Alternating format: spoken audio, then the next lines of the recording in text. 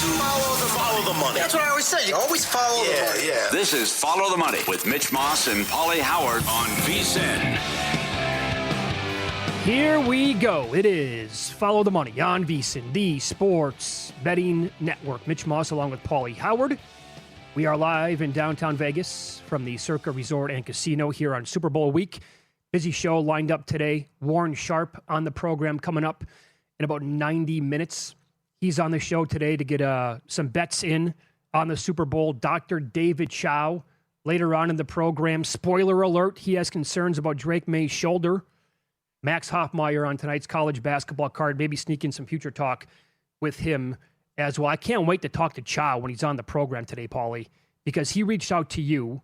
You guys were chit-chatting back and forth, and he was expressing his concerns overall about the shoulder for May. And you go back and look, of course, this is like late last week. He missed Friday's practice, the right shoulder, but also the illness that kicked in.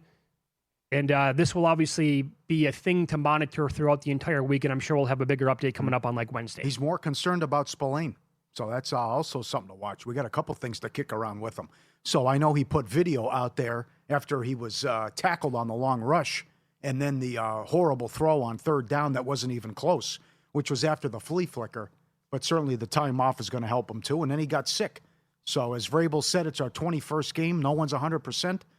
But I know when we talked to Ira Kaufman, he said 60, 70 on Mayfield when we knew he was hurt. It'd be nice to get a percentage on Drake May. Yep, no doubt. And here was Drake May when he was asked about that shoulder missing practice last week. Were you limited at all? Or do you anticipate being limited moving forward? I'm just trying to do whatever I can to get back to 100%. And I think a lot of people in the locker room would say the same thing. Having a 2-week break, is nice to maybe rest a little more and get back to get to know the Seahawks as good as I can. And from there, looking forward to getting out to practice and trying to transfer that to live game reps. Spend time. That's why you have trainers, and I think it's just been one of those things where it's a long season, and sometimes things show up, and I'm do whatever I can to feel 100%, and I'm sure I'll get if not there, as close as you can, 99, or do whatever I can to make sure I'm throwing, and like I said, do whatever I can to help the team win. That feels a little bit like his head coach is Mike Vrabel. Vrabel, of course, played for Bill Belichick. Belichick never said anything. May actually did give you a good soundbite there, but it's like, okay, we're going to keep this tight-lipped, and even if you are like 60%, you cannot make anybody even think twice about the shoulder being a problem here for the game. Mm-hmm. So we'll find out in the game early on, too, by the way, if this awesome Seahawks defense gets to him and they put him on his shoulder, he'll feel that pain immediately. That'd be something. Yeah, it would be. Yeah, because there's also a prop up here at Circa. Will Dobbs take a snap? And it's 8-1. They also have Drew Lock in there, too, if you think it'd be a blowout. Or Elway. If he has, like Elway play, he has to use the bathroom. Kenny Pickett last year. Yeah. Will the backup get in there? Good call. 8-1 on both. Okay, so on Friday's program, we did run down like all these predictions. It was ESPN, it was the Athletic, so on and so forth. And literally every single person who selected a team to win this game, it was Seattle. A lot of it was in a route to the predictions. That can never be a good thing. And some sports books have been reporting over the weekend anyway that the most popular bets are Seahawks out numbers. Mm-hmm. And you go and look at DraftKings right now, 66% of the bets on Seattle in this game, 73% of the handle. I'm looking at the betting splits right now at vsin.com. They also show the numbers over here at Circa, which they take more sharp action. 67% of the bets now on Seattle, 53% on the Seahawks. But yet the number remains 4.5. Again, it just seemed this game screams Seahawks in a blowout, but everybody's predicting that, and it's never that easy. Yeah. Ever. Yeah. And people on the other side are still worried about Darnold. How about that, Mitch? That could happen too. The guy who led the league in turnovers. So I think they'll win a low-scoring game, and it could be ugly, and that would help out with some of these props. Well, we'll see if that happens. But it is troubling that everyone's looking at Seattle here. What does your betting portfolio look like now that we had the entire weekend to have more props maybe added? You looked around some more. They did a good job here. Will Hill added stuff. You went to Boomers. So a lot of books also came out Thursday and Friday with some interesting stuff. Shortest scoring drive of the game, 59.5 seconds. That is available at several books now. How about that? You got to go over, right? Well, are we going to get a 4-play drive in under a minute? I know. Probably not. That one's good. Now, are we going to get a 1-play drive? Could it be a punt return? Both these teams are awesome returning kicks. Yeah. Could it be something like that where you're set up? Could it be Sam Darnold turned the ball over more than any other quarterback in the league this year? Patriots, great defense. May has been Mr. Fumbleitis here lately. Yep. So could you get a turnover where the other team starts a drive like inside the 30 and wham, bam, thank you, ma'am, 3 plays later, they're in the end zone? Yeah. That's very good. That's creative. Like this one, which I think it was either last year or the year before it cashed. Will a quarterback finish with negative rushing yards plus 850? That's only Darnold, though. It's not going to happen to May. And May, I know you like this one. May the force be with you. 250 yards passing, 50 yards rushing. 14-1. Wow. That's a good one. Will someone over 300 pounds score a touchdown? That's here. 30-1. Offensive lineman, 28-1. Offensive lineman with a reception, 40-1. Will any player complete a pass to himself? 75-1. I've only seen this globally. I want defensive guy touchdown, defensive tackle in honor of Vrabel, and how they used him when he was a Patriot.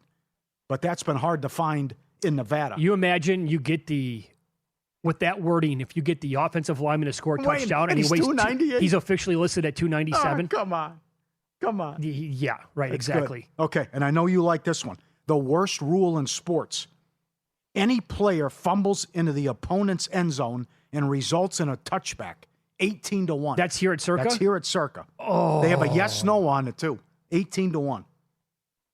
That actually happened in a big playoff game. That was Browns and Chiefs. Yeah. When the Browns and Mayfield, right? Mm-hmm. They were holding their own in the first half. I don't remember the exact scenario, but I think they were going to have the lead going into halftime. Did Mahomes get hurt in that game? And the backup came in? A in? little bit, yeah. I remember that I know Jacksonville. Now that was it 2? Did he get hurt in that game, too? I think he got hurt in that game, and they had, oh boy. Yeah. That's coming, that absolutely happened, and that was a major talking point, obviously. They do have the John Casey. Kickoff out of bounds, plus 675. That's good. Have you given any more thought to the yes-no on the kickoff, the first kickoff at all, to be a touchback? Yeah, 3-1, yeah. I think it's in play. I like that. You want to bet the 3-1? Yes. Touchback, opening kickoff. Score on the last play of the game, plus 650. And in honor of the Malcolm Butler game, will there be an interception in the final minute? That's 12-1. That's also offered at Circa. Well, that's excellent job. You have many scenarios where that could happen. Yeah. You could have a Hail Mary attempt. Yeah. You could have throw it up for grabs. For sure. Yeah, that's in the final minute it has to take place, so, huh? Mm-hmm. That's awesome. Interception in the first quarter is plus 350. Yeah. I don't mind that. Brady did it in the last one.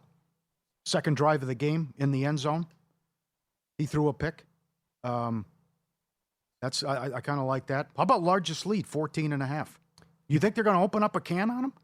I still like that under. No, that's what everybody is saying. Under minus 130. I mean, are they going to really have a 17-point lead in this one? Are the Patriots going to embarrass themselves? I can't see it. So I think for the Seahawks to actually get out in front and then really blow their doors off, it's possible. Sam Darnold has to play a picture-perfect game again.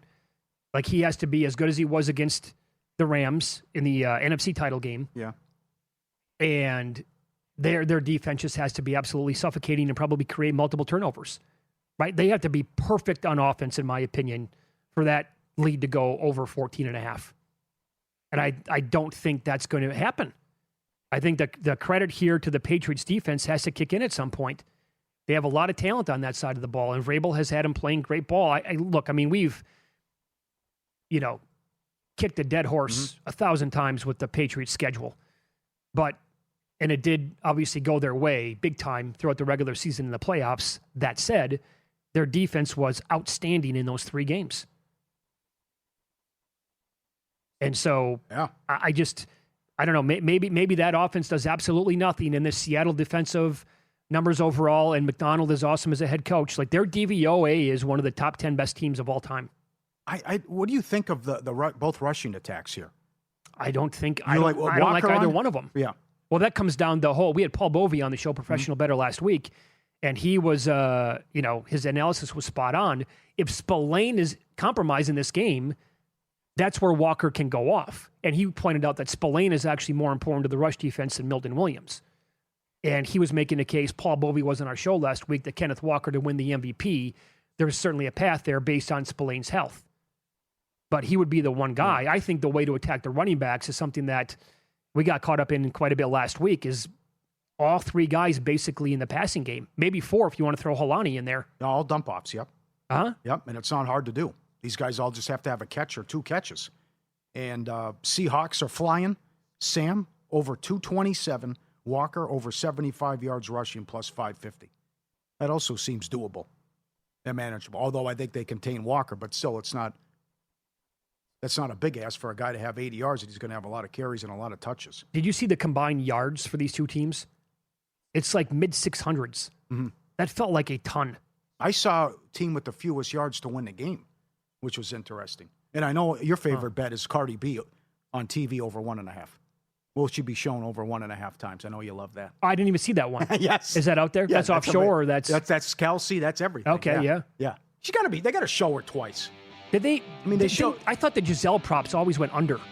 No, not the 28-3 game. That flew away. Showed her like 6 times. Well, they were married for a long time. He played in the Super Bowl every year. All right, more up next on the Super Bowl. Will an INT occur in the end zone? Total combined missed field goals and extra points and other creative props that we noticed coming up here on VSiN.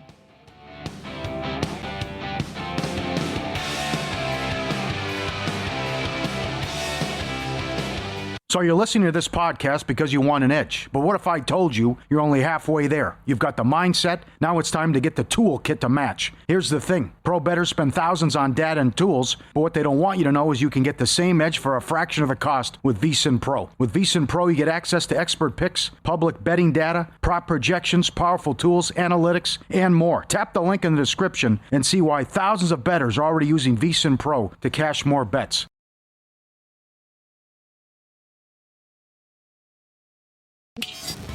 This is Follow the Money on VSiN. We'll get some Super Bowl thoughts here from Warren Sharp. Been joining us every single Monday at this time throughout the entire football season. And how about this? To celebrate a great season here on the network, Warren has decided to give everyone his in-depth big game report for free. 45-plus pages, PDF, drops tomorrow. Breaks on all the key matchups to give you an edge betting the game, including sides, totals, derivatives, and props. File this one away. Go to sharpspecial.com to claim the offer. Sharpspecial.com to get the offer. It's going to be available tomorrow. Warren joins us now on the Progressive Guest Line. I can't wait to read it, Warren. That's really cool. Yeah, I put a lot of work into this as I'm going through the week leading into the Super Bowl. So last week, I'm working on writing this. It is up to like 59 pages right now. My editor is working on finalizing it. It's got a lot of angles from a matchup and an analytics perspective that aren't really being discussed at a lot of places as of yet. Some of the thoughts that are in here will help steer you in certain directions from a prop betting perspective, from a game side or total perspective as well. Just a lot of research that I've compiled over the last week that I think is going to be interesting for the readers. And as a result, I wanted to share it for free for everybody. If they go to sharpspecial.com, they'll be able to sign up and we'll get it out to everybody when it goes live tomorrow morning. Very good. So in all of your analysis and your research for this game, what did you notice when the Patriots played the Bills in Week 15, something that Sean McDermott did? This is absolutely fascinating to me. So teams play cover 6, which is a split field coverage. Half the field is being used with quarters, half the field they're playing cover 2 on. Teams don't play that very much, like around just under 10% on the season. In the first game against the Patriots, the game that the Bills lost, they played it at about their season average, which is right around 10% as well. However, in the rematch game in Week 15, Sean McDermott saw something on film, decided to utilize it, and increased his rate all the way up to 50% cover 6 against the New England Patriots and Drake May. In that game, that was the highest rate of cover 6 any team used in any game this past season. and he forced Drake May into a ton of mistakes. He threw an interception, was sacked multiple times, had a horrible EPA per attempt performance, held the ball for a long time. And so what ended up happening, this is where the real fascination comes into play. A lot of the other smart defensive coaches saw what Sean McDermott did in week 15 and began to copycat that to an extent. The very next game, the Baltimore Ravens went up against the New England Patriots. Baltimore plays the lowest rate of too high shell of any team in the NFL last season. They jacked up their cover 6 rate to over 21% of the time. They held Drake May to 2 of 8, another multiple sack game, plus another interception utilizing the cover 6 defense. And Drake May almost lost that game. And despite the fact that they were playing Tyrod Taylor, Tyler Huntley, most of the second half of the game because Lamar Jackson got hurt at the 2-minute warning at the end of the first half. The 3 playoff games since they've played, every single one of these defenses has increased their rate of cover 6 against the New England Patriots with success when they deployed that coverage. But those teams don't play cover 6 very much.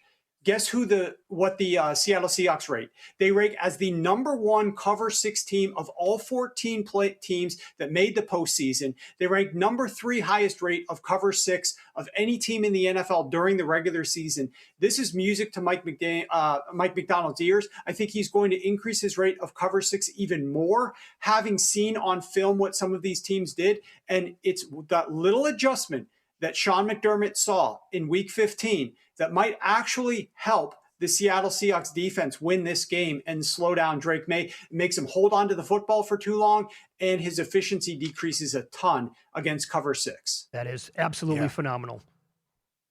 Good job. I think everyone agrees it's going to be a big game to dump it off to the running backs. Is there something you can look at for maybe first pass, complete, incomplete, or the player to have the first reception? Well, I will tell you this. I haven't sent this out yet, but it is going to be something on my menu that I'm going to probably be sending out maybe later today, maybe in the next hour or so. I'm going to fade JSN as the first reception for the Seattle Seahawks. He is the heavy favorite in that market. I'm going to be looking at a couple of the other players there on Seattle to step up there for a first reception standpoint. But I absolutely believe that the New England Patriots, though they play man coverage at the 9th highest rate of any defense this year, they are not going to want to play as much man coverage against the Seattle Seahawks as they've been doing against every other team. And I went back and I looked at the adjustment that opposing teams are making against Seattle from probably week 12, 13 onwards. Most teams that go up against Seattle are playing man coverage at a 9% lower rate versus Seattle than they do on the regular season. And it's because the Seahawks are really good against man coverage. JSN, Sam Darnold, really good against man coverage. Much worse against zone. It's harder to get the ball to JSN against zone. I think the Patriots would be a lot smarter rather than, and everybody's got different opinions on this, and it's all speculation at this point because we don't know what they're going to do. But I don't think you just simply stick Gonzalez on JSN and hope that he takes care of him. I think that would be music to the ears of Sam Darnold and JSN, and they'll attack Gonzalez man coverage. They'll hope that that's the case. I think they're going to double up and utilize some zone principles against JSN and force Sam Darnold to beat him to other players like Cooper Kupp, like AJ Barner, like the running backs out of the backfield. And I absolutely do think that with a higher rate of zone coverage that the Patriots might shift into for this game, that's where Sam Darnold does look to check down to the running backs. And I think a lot of people out there, because the line hasn't moved, are betting the running back receiving props as if this is the Seattle Seahawks and the way that they've played the entire season.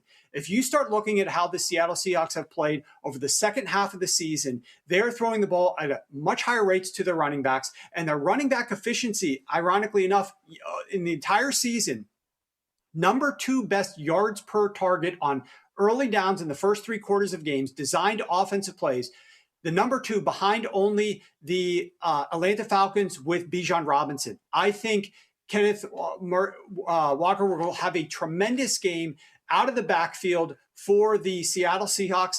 I think that K9 is going to have high upside. His prop number is down to 20.5 receiving yards. I just don't buy it. And I've bet it towards the over, and I know some other people disagree with me in the market, and they've bet it back towards the under. That's fine. I'm going to continue to get more down on that prop. Kenneth Walker has had a lot of success. He's done it of late, but this particular matchup, with the way that I think the Patriots are going to deploy more zone coverage than people are expecting, coupled with the fact that the New England Patriots have played very few teams that are actually good and excel at throwing the ball to running backs. So their stats, I think, are inflated. They look like they're one of the best defenses against running backs, but it's primarily because they haven't played a lot of teams that like to throw the ball to running backs or have running backs as dynamic as Kenneth Walker. I think we're going to see him go over his total receiving yards. It almost smells to me like that might be a laterable bet as well, huh? I think it is a lateral bet. I also look at George Holani out of the backfield. His receptions, I think, are the more valuable prop there. Think about it in this context as well, guys. The issue is not just, they might want to throw the ball more to the running back. The issue is they need to get the ball into Kenneth Walker's hands because he's probably their second most dynamic weapon behind JSN. And you can't just guarantee that you're going to get the ball into JSN's hands 20 times in this game, right? That's not reasonable. But you can get the ball into Kenneth Walker's hands 20 times. The question is, how many of those times do you want him to try to run through the New England Patriots' #1 ranked run defense and that strong defensive line? Or how many times do you want to try to get him to work the perimeters by throwing him the football and go up against linebackers and guys in the secondary trying to tackle him, as opposed to dealing with that defensive line? That defensive line is absolutely incredible. And I think that it's going to be a hard time for the Seattle Seahawks to run the football here, which will allow the Patriots to be in this game even late if they can keep it close enough, because it's going to be hard for the Seahawks to run the clock out if they are playing with a lead. I just don't think they're going to have success running the football. Remember, Sam Darnold turned to the passing game against the Rams to try to end that game. He might have to do the same here if the Seahawks are up late in this one. Warren, that was a spectacular hit as always. Thanks so much for the time. I know you're going to be doing a lot of hits on VSiN throughout the entire week, and we'll talk to you again this coming Sunday, Super Bowl Sunday, during the Pro Football Tailgate Show. Yeah, really looking forward to that. And as a reminder, make sure you guys go check out that. I'll get you guys a copy of your PDF. You can spend 30 minutes to maybe an hour and a half reading it. It's going to be some good info inside there. I can't wait to check it out. Thanks again. And here's what Warren's talking about now. To celebrate a great season here on VSiN, Warren has decided to give everybody his in-depth big game report for free, up to 59 pages, he said. The editor might shrink it down a little bit, but so there you go. PDF is going to drop tomorrow, breaks on all the key matchups. And if you want more of that analysis that he just gave over the last 10 minutes, why wouldn't you? It was awesome. Sides, totals, derivatives, props, sharpspecial.com to get the offer. Sharpspecial.com. This needs to be a priority on Super Bowl Sunday. Real or Fugazi coming up next.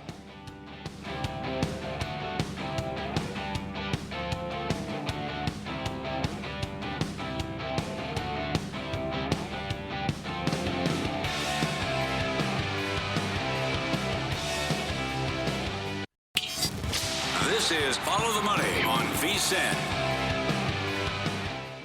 Mitch Moss and Paulie Howard are here to make you a friend of ours. That would mean you were made, guy. Investigating what is and isn't legit. That's a Fugazi. All right? That's a Fugazi. I looked at it for 2 seconds. Seeing through the lines to make you a better. I know you know. And I know you know I know you know. The FTM Army is being sent for. In our thing, you get sent for, you go in alive, you come out dead. And it's your best friend that does it. These two wise guys would never steer you wrong. Forget about it. This is Real or Fugazi on Follow the Money. All right. Beautiful. Paulie, Let's go. yeah, make sure you have at least a couple of books loaded on Super Bowl Sunday. Live betting the MVP needs to be a priority. Real or Fugazi. That's real. Yes. Very good. I'll have a breakdown later on in the week of the non-quarterbacks to win it from the offensive side. Remember when Cooper Kupp did it as the wide receiver? He was having a nice game. Stafford was not having like a great game. Like last week, NFC title game, Darnold's going to win the MVP because he was sensational. So was JSN, but there's no way JSN would win over Sam Darnold in that same scenario. So if you're noticing the quarterback is having kind of a meh day. Or it's an ugly game, yeah. Yeah, but there's one receiver who has, like the Edelman game, right? where he's got 10 catches and a bulk of the yards. Or Myers hits from 55 and 52. Absolutely. Yeah. I have not bet the kickers yet. I'm thinking about betting both. Really under the idea glad that this could that's be offered, a low-scoring game. 70 yards is 200 to 1, 65 plus 40 to 1. Both teams to make 3, both teams to make 4. Every which way but loose. Now, with that said, voters would love nothing more than to give the award to Sam Darnold. Real or Fugazi? Yes, that's real. What a career arc and what a story. And Jet fans joke it's worth the draft pick because he beats the Patriots and they don't get a Super Bowl. But to be a top 5 pick, the seeing ghost line, and on his 6th team to win a Super Bowl? Yeah. How about what Jefferson said? Yeah, we would have had a better year if we kept him. I mean, that's flat out admitting that's it. a tough one for the Minnesota Vikings, too. No question. And also the guy going back-to-back 14-win seasons. On two different teams. Yeah, Brady, the last guy to do that. They love is something. the story out of nowhere. They really do. Fair. That's fair. The list is official. We are headed toward 18. But what do you think now? We will have at least 8 international games next year. Madrid, Munich, Rio de Janeiro, Australia, 3 games in London. Is this a good thing? This is a good thing, excuse me. Real or Fugazi? Yeah, why not? I'll buy in.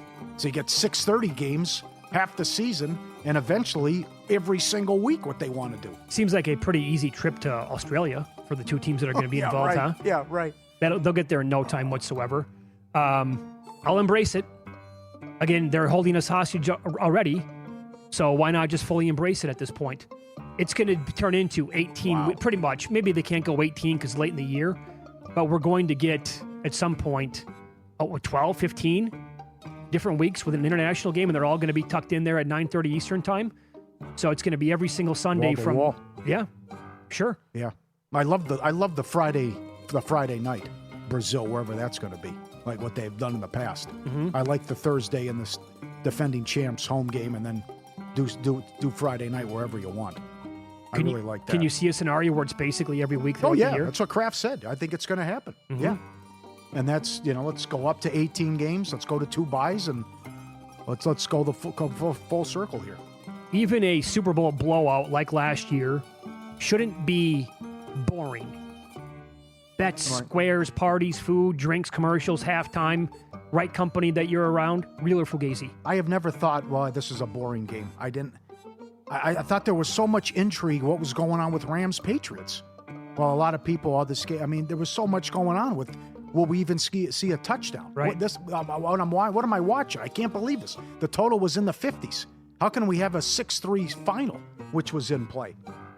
And between the halftime, props cashing every play, I don't think you can just say that this is boring or this. You got to be on your toes for everything. I would say with props in play, what the commercial's going to be, what would the announcer say, who are they going to show, what's going to happen at halftime. There's so much going on. I actually thought the Seahawks-Broncos Super Bowl was fascinating.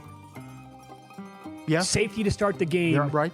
That offense, best of all time, basically at the time, got absolutely annihilated. Yeah.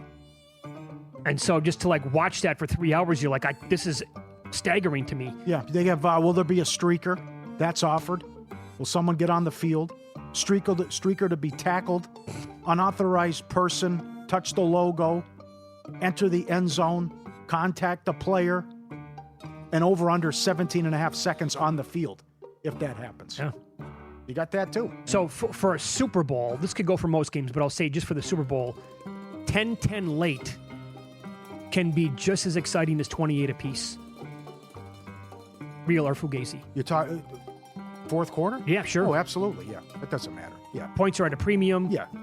Defense rules the day. You don't know where the next big play's coming from.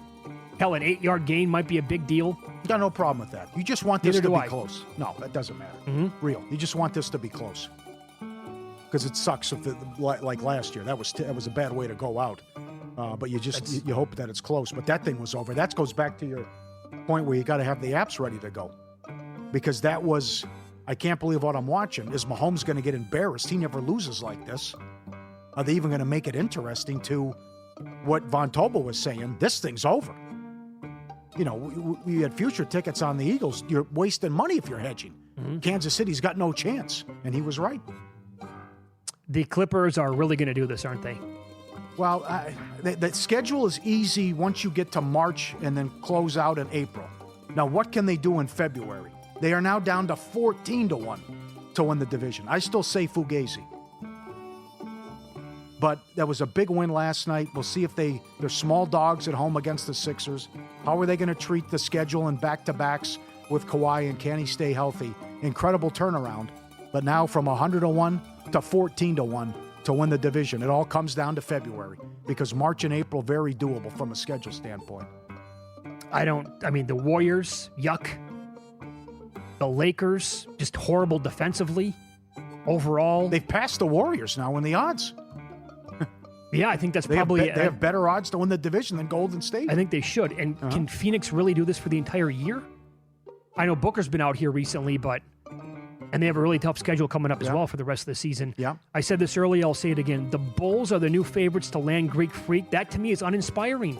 Fugazi. I'd like to see that. That'd be a good You move. would. That'd be a good landing spot with a top 5 market and to go to Chicago. They've got to get out of this funk for 10 years where it's let's just get in the play-in and good enough or be like the 8th seed. It's ridiculous. What is he going to do? Blow it up or do so. I don't know what they're going to give up, but that'd be a good landing spot in terms of a big market team, and if Freak can turn around the Bulls. Well, who do the Bulls have as a roster that they would actually make them like a top 3 team in the East? I don't know what they would give. I don't know why the big move and what would happen and how many teams would be involved. Well, the Bucks are absolutely getting giddy. Under no circumstance could they do a deal with the Bulls and not get giddy. That would be pathetic. And I don't know what else they would also offer to him, but I just think that there are so many. I'm talking about for both sides here. That to me is just yuck. What? That doesn't even move the needle for me for him to go to the Bulls. The best player on Duke doesn't have to win the Wooden Award every single year. Real or Fugazi? Yeah, real. Yeah. Now, they're having quite an unbelievable season. Yeah. Your only loss is by 1 point to Texas Tech. But they could keep doing this. I just don't agree with the odds. Yeah, There's so many great freshmen. There's so many great players. How can you be out to this size of a big of a favorite? Again, no knock on Boozer. Kid's incredible, averaging 23.5 points per game, second in the country, 9.8 rebounds, shoots 59%, 1.8 steals. He's $9 to win the award? How about A.J. Debinsa? 23.3 points per game. He's 11-1, by the way. That's third in the country. 6.5 rebounds per game, 53%, 1.2 steals, but what he's doing for BYU. And then the team that Duke lost to, Toppin, is 18-1, 22.5 points, 11 rebounds, 57%, 1.1 steals, 1.7 blocks. Why is this thing over with? Why could a guy like Toppin not get the award? Because Boozer's the best player and he happens to be at Duke? I don't know if he's now he's have enough time though. Oh no, I'm saying 9 games. I know it's kind of telling he's running out of doesn't have enough time. But Boozer's going to win the award, I would assume. I don't think this is worth a bet on Debinsa or Toppin. I just think it sucks. Yeah. Like last year, Flag had to win it. Broom was right on him. Football meets flavor with VSiN and Omaha Steaks, official sponsor at tailgating. And right now, when you spend $129, get 2 pounds of fully cooked wings, 50% off site-wide, omahasteaks.com/VSiN. You see the menu and the selection. Incredible offer, delivered right to your door. Minimum purchase required. See site for details. omahasteaks.com/VSiN. 2 pounds of wings. Spend $129. omahasteaks.com. Dr. David Chow on the program next. He has concerns about the overall health of Patriots quarterback Drake May. He'll tell us why next year on VSiN.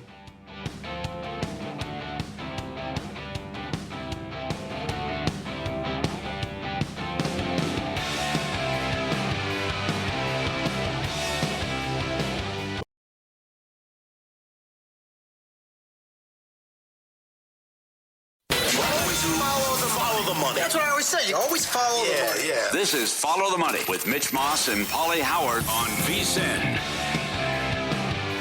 Thanks for checking in here on a Monday. Coming up in this hour, we'll get to some of the most creative props that we've seen so far for the Super Bowl. Max Hoffmeyer is going to join the program. Fun night tonight in hoops. We'll get his best bets on the card, including a look at Texas Tech and Kansas. In-pocket plays from us as well. And right now, we begin the hour by going out to the Progressive Guest Line. Dr. David Chow joins us. You can follow him on X at ProFootballDoc, and he's been joining us every Sunday on the Tailgate Show throughout the entire football season. Good to talk to you again, Doc. How are you today?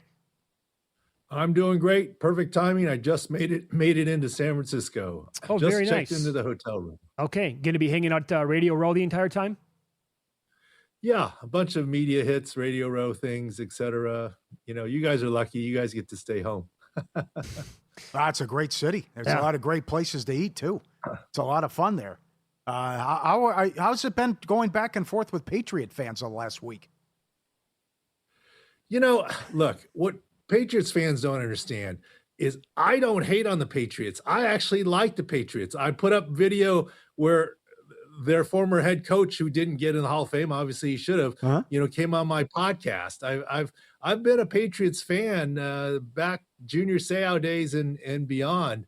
I was just telling it like it was. There was no doubt in my mind there was a right shoulder injury. And I wasn't saying he wasn't going to play, but I did say I was more worried about Drake May, being that it was a new right shoulder injury, especially the day after the game, than I was about Sam Darnold with an old oblique injury where he's already played 2 games. So, nowadays people don't listen to everything. It's all good. It's all good. So he got tackled on that run, and then after that, he had a horrible throw on 3rd down. You had a good job showing the video there, and then you could also make the case, well, the stiff arm on the run showed he was okay, or maybe it hurt him with the stiff arm. What direction do you think? On the Hufanga tackle, he clearly landed his elbow than shoulder. I think he, quote, hurts his shoulder on that play. He hands the ball off. He gets up a little slow. Yes, he adjusts his shoulder pads.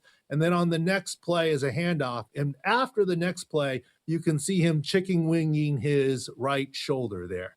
And then admittedly, the next play is the flea flicker, which he completes for 30 yards. Wasn't a bullet pass, didn't need to be a bullet pass, but he completed for 30 yards. And you're right, later on, there was an out pattern that was thrown into the dirt. Was it wind? Was it poor grip because of the weather? Was it pressure because he couldn't step into the throw? Was it his shoulder? Was it part of all 4? Who knows? And then one more pass only, which was a throwaway, one more drop back that was a sack.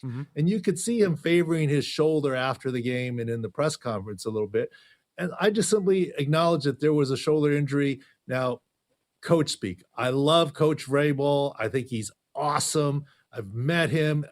He's great for New England and that team. A lot of respect for him. But he's doing his job with his coach speak a little bit. And then finally come the injury report on Wednesday, he admitted it was a new injury from Sunday, which is kind of matching what we said all along. Okay. And then obviously you labeled questionable last week. He missed practice. There was an illness in there as well. It is Monday now of the actual big game week. If you had to put a percentage on his health, like what would you speculate it to be at? Well, they did have a practice today. They aren't allowing reporters in at all. There won't be an injury report till Wednesday. You'll get the usual Wednesday, Thursday, Friday. And Friday, who knows? He may be listed as questionable for the game or listed without an injury designation. Right now at Sports Center Central, we do 6 scores. We have a 6 score of 87-88 on Drake May. We are confident that he will play in the game. We are confident that he will be able to do a lot. The question mark, because we haven't seen it yet, is how is his downfield accuracy on the long ball? And as you all know, he has been among the best in the league at the deep ball. The question is, where will he be at for this coming Sunday? We really strongly believe he's going to play. Okay, so then, like on game day itself, let's say the shoulder, it's a lingering problem. You go back to the Niners when they played the Seahawks and Darnold had the oblique, and Shanahan after the game is like, we knew he was going to be fine. They're just going to give him Toradol. Is the throwing shoulder for a quarterback something as simple as saying, let's jam some Toradol in him and he's going to be okay? Well, some Toradol potentially, the adrenaline of the game, of course, and potentially, if it really is a mild AC joint / posterior capsule, as he said, you could put in a little bit of numbing medication. Look, we don't know exactly what the injury is. We don't think it's surgical. We don't think it's severe. We think he's going to play through. How it will affect him is anyone's guess. I think the worry is to look at the deep ball here. The good news is there shouldn't be the same weather that he experienced in Denver, especially in that second half of the game. It's beautiful right now out here in San Francisco in the Bay Area. But how easily re-injurable, I guess it's probably not a word, but we'll go with it here, is the shoulder if he takes a spill similar to the one that he had in the AFC title game? Well, it certainly can be aggravated, just like, Sam Darnold's shoulder can be injured if he takes a certain hit on it. It is the collision sport of football. But, people, you guys mentioned earlier, well, he stiff-armed the guy on that key first down run. Well, that's called adrenaline. And let me tell you something. When you have a throwing shoulder injury, stiff-arming someone is easier than overhead, right? People made a lot out of Drake May's video. He's carrying his suitcase off the plane in his right hand, which means he's fine. Well, if I see him put that suitcase in the overhead luggage compartment with his right shoulder, I'd feel better than him just carrying it at his side. His arm isn't useless. It's just the demands of throwing are a little bit different. And it remains to be seen. It's something to watch. Would I be overly concerned about it? No, but it is something that's a concern. Why? Because it's the Super Bowl. Everything's overblown in the Super Bowl, especially a new throwing shoulder injury on a quarterback. Look, Sam Darnold is still listed on the injury report with his oblique injury. And, any injury gets magnified now with the Super Bowl in terms of scrutiny. Yeah. Hey, Doc, how about Josh Allen playing 6 weeks with a broken foot? We all knew Josh Allen has that Superman cape, that big S on his chest. But let me tell you, that foot fracture, yes, it was a fracture. Yes, he needed surgery. But it is a fifth metatarsal avulsion fracture. It's not a Jones fracture like you see. And the fracture likely wasn't even fixed per se. It's a small avulsion piece that's chronic that started to flare up. You excise it, reattach the tendon. The good news is recovery is very reliable. I'll give it to him. Josh Allen has proven his toughness. It is an injury that you can play through, even though you see your fracture and you think superhuman. He is Superman, but he still is human. And good on Josh that he was able to play through. He'll be fine well ahead of next season. All right, fair enough. So you're more concerned with Spillane's injury, and you saw him hobbling around and getting on the plane. What do you think of that? I am more concerned with Spillane's injury because, A, he did not return to the game, and some of that may have been the slippery surface, right? When you have an injured left ankle and you can't cut and you can't get good footing, that's not a good surface to return. But we all saw him on the sideline, and it was possible that he could. Yes, getting off the plane, you could see a hitch in his gait on the left ankle as he descended the stairs. But to be fair, it's coming off a long flight. It's not with warm-up. It's not with Toradol. It's not with other things. But also, guess what? He really is a sideline-to-sideline linebacker. So that is something to watch in terms of his ankle going forward for the injury reports this week and for Super Bowl Sunday. Any other player? Harold Landry, too. He didn't play last week. Right. So who else are you going to be monitoring this week when the injury report's going to come out on Wednesday? Well, obviously Drake May, Spillane, Harold Landry, and of course on the Seahawks, Ernest Jones and one or two other Seahawks. Charles Cross is in theory going to be fine, the left tackle for the Seahawks. Sam Darnold is likely to still be on the injury report with the oblique. But, by the time Super Bowl Sunday comes around, it will be 4+ weeks from the injury. So I think given his last game, the NFC Championship game, I don't think people are too worried about his oblique right now. A lot of people like the Seahawks.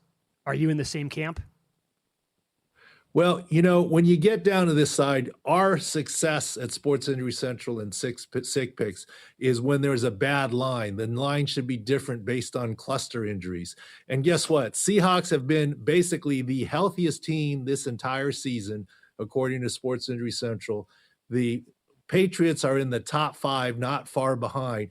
These are two healthy teams here. This is not Seattle hosting the San Francisco 49ers when we said the line can't be big enough where they're going to cover that. This is probably where the line is. But yes, I do lean personally towards Seattle, but that's more from the football side than the injury side. Fair enough. You can follow Dr. Chow on X at ProFootballDoc. Thanks so much for your perspective. We'll catch up again on Super Bowl Sunday. Thank you. And Thanks, he was Doc. on the Progressive guest line. Okay, so Paul Bovey was on last week, professional sports bettor. He was making the case that Milton Williams is not the guy that is ultra important to stopping the opposing team's running game. It's actually Robert Spillane. I think the Ice Cube's got a lot to do with it, though, too. That guy's been a hell of a player. I totally agree. Yep. But he thinks that Spillane missing could actually create a huge game for Kenneth Walker, or for him to, because Kenneth Walker's rushing yards prop keeps coming down, and he said he wants it. Yeah. He's just going to wait as long as possible, and then if the number is right, he's going to bet the over on it. So, because the Spillane thing would be big. I mean, when he was missing time at the end of the year, like that completely flipped, where you could suddenly run on that team. We will get into the creativity with a lot of these props coming up next. And we have an update on LeBron James and the Los Angeles Lakers. Oh boy. It's next on Follow the Money. It's VSiN, the Sports Betting Network.